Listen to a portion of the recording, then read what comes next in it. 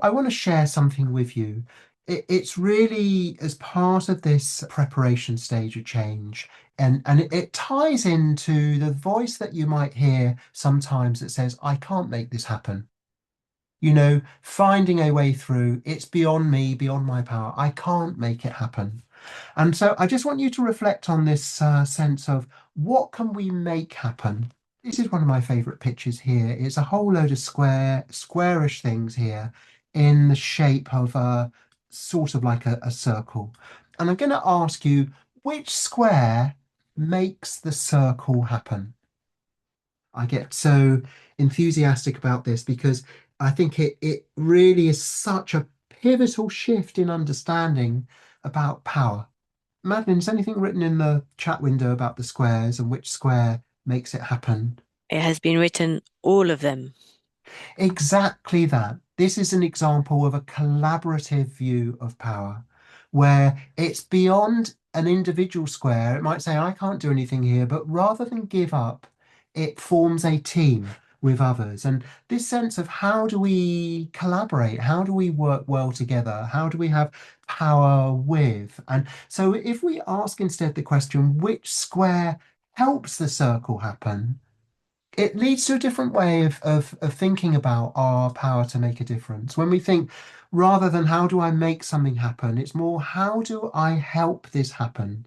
And it might also be that you can apply it to any of these storylines, which is how do I help myself make it through this in the best possible way? And it might be something really small. You might think, well, this is a tiny little square here. That's not going to do much. It might be this square here is take a half-hour break. And you might think taking a half-hour break, how's that going to help me? But actually, if it's part of a larger system, part of a larger pattern, part of a larger story, what happens here is that the big happens through the small. The circle happens through the squares.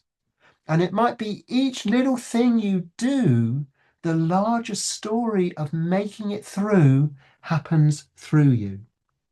Uh, um, so I think of this as about hope as well, and active hope. And when you're at the point where you're looking into a future that you find disturbing, and you're scratching your head and you're thinking, yikes, how am I going to make it through this? Or you're supporting someone else, you're thinking, how am I going to help you make it through this? Or you're looking at a larger uh, grouping, whether it be a community or organization or society or ecosystem, how are we going to make it through this? Just kind of come back to, well, what are your hopes here? What do you hope will happen? We don't know what will happen, but we can know what we hope will happen. And how can that hope happen through you? And what I mean by through you is it happens through your choices, through your actions. The story of this thing working it out this particular way happens through you. And I just want to pick up, are there any questions that are emerging from the chat window or things that need to be responded to from the chat window that you'd just like to pull out and present here before we try something together? There's not questions, but there's really lovely reflections about this circle of squares.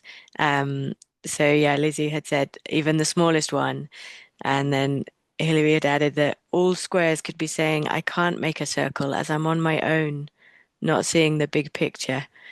And they could be saying, I can't make a circle as I'm a square.